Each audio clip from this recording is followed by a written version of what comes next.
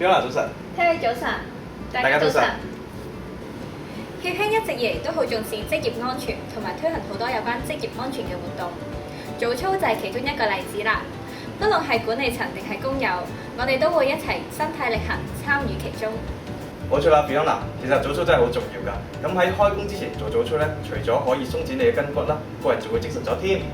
由於今日場地嘅關係，我哋會喺協興嘅早操10式入邊揀其中嘅6式出嚟同大家一齊做㗎。係啦，咁大家做早操之前咧，記得留意下身邊嘅同事啦喎。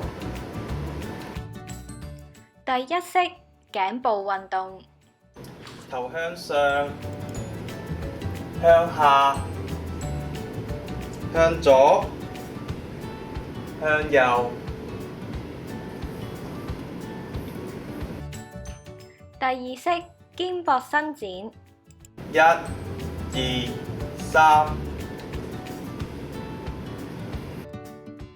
第3式手臂伸展，右手扣住左臂，1、2、3。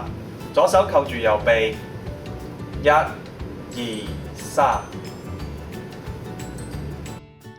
第4式手踭伸展，右手扣住左手踭，1、2、3。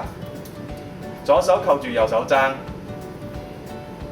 ，1、2、3。第5式轉腰運動，雙手叉腰，向右轉，1、2、3。向左轉，1、2、3。第6式手腳運動，雙手合實轉左腳，1、2、3。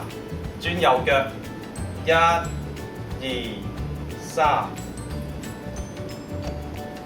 大家都做得幾好喎！咁大家記得喺開工之前要做協興嘅早操10式，同埋每次要做8下。拜拜拜。